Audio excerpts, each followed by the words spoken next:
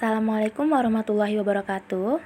Kami dari kelompok 4 akan menjelaskan materi mengenai tinjauan, evaluasi, dan kendali strategi.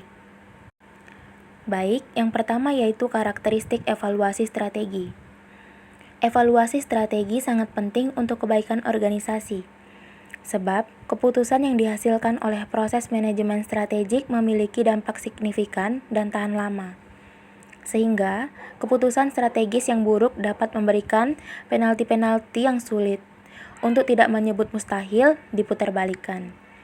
Evaluasi strategi melingkupi 3 aktivitas dasar. Yang pertama, memeriksa basis dari strategi perusahaan. Yang kedua, membandingkan hasil yang diharapkan dengan hasil aktual. Dan yang ketiga, melakukan aksi koreksi untuk memastikan performa sesuai dengan rencana.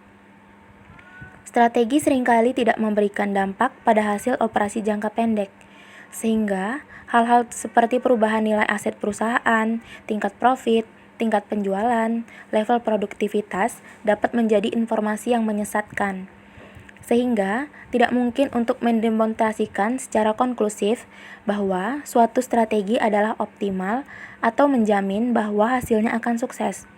Tetapi, kita bisa mengevaluasi suatu strategi dari cacat serius. Richard Rummel menawarkan 4 kriteria yang bisa digunakan untuk mengevaluasi strategi. Yang pertama, konsistensi. Yang kedua, kesesuaian. Yang ketiga, feasibility atau dapat terjadi. Dan yang terakhir, keunggulan.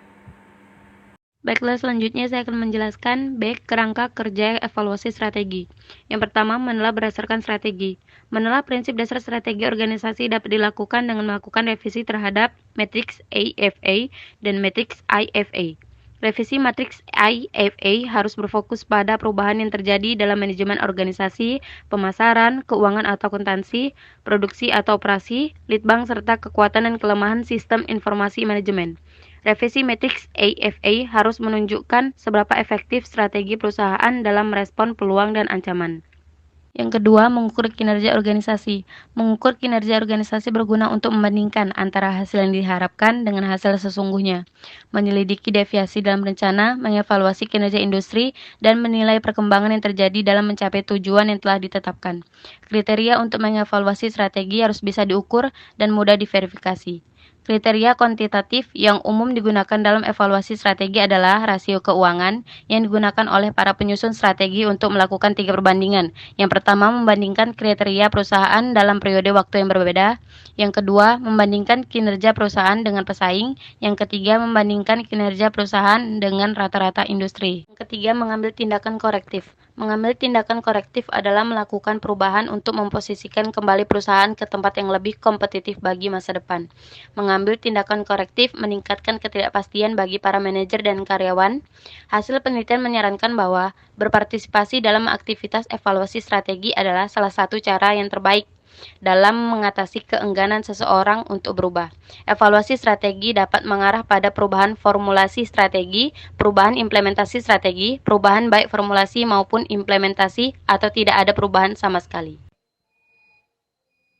Oke, yang selanjutnya. C. Balance Scorecard. Balance Scorecard adalah alat penting untuk mengevaluasi strategi agar perusahaan dapat mengevaluasi strategi dari 4 perspektif. Yang pertama, performa keuangan. Yang kedua, pengetahuan pelanggan. Yang ketiga, proses bisnis internal. Dan yang terakhir, learning dan pertumbuhan.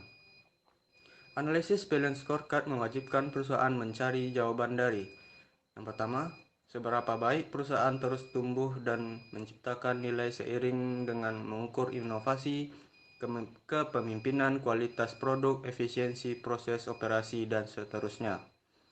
Yang kedua, seberapa baik perusahaan mempertahankan dan meningkatkan kompetisi utama dan keunggulan kompetitifnya. Yang ketiga, seberapa puas pelanggan perusahaan. Selanjutnya, sumber informasi evaluasi strategi terpublikasi. Sejumlah publikasi sangat membantu dalam mengevaluasi strategi perusahaan.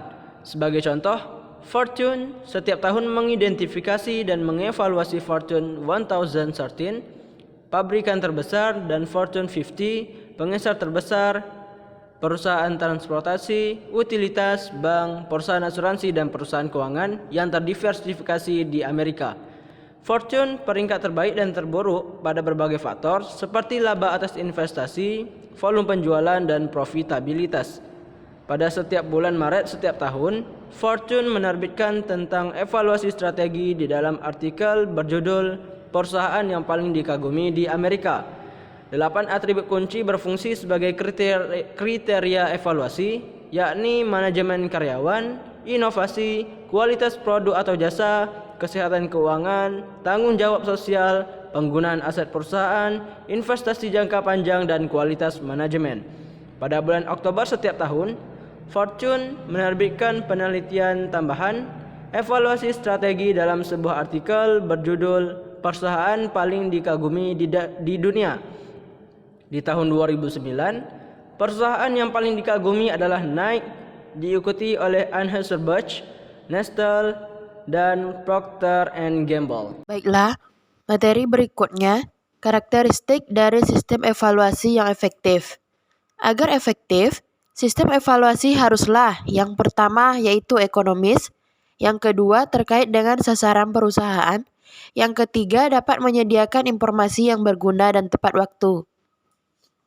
Evaluasi strategi harus didesain untuk menyediakan gambaran sebenarnya tentang apa yang terjadi.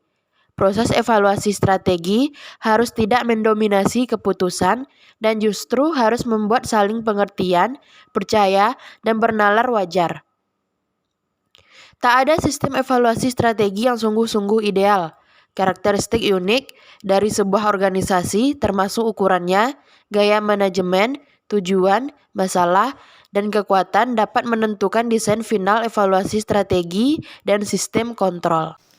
Baiklah, selanjutnya, perencanaan kontingensi. Perencanaan kontingensi dapat didefinisikan sebagai rencana alternatif yang dapat digunakan jika beberapa kejadian kunci tidak terjadi sesuai harapan. Perencanaan kontingensi harus dibuat sesederhana mungkin. Sayangnya, banyak perusahaan yang menyiapkan kontingensi hanya untuk hal-hal yang buruk. Padahal, memanfaatkan kesempatan yang muncul juga dapat meningkatkan posisi kompetitif perusahaan.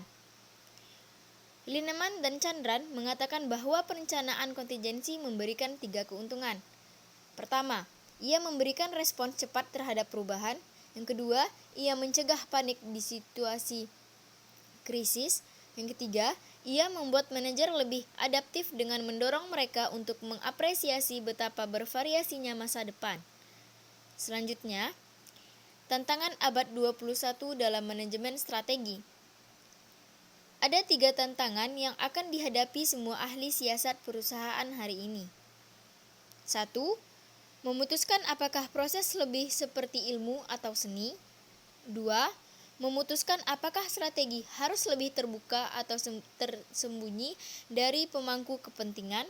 Dan ketiga, memutuskan apakah proses harus lebih berorientasi atas bawah atau bawah atas dalam perusahaan. Itulah penjelasan mengenai materi tinjauan evaluasi dan kendali strategi dari kelompok 4. Terima kasih, sampai jumpa di video selanjutnya. Assalamualaikum warahmatullahi wabarakatuh.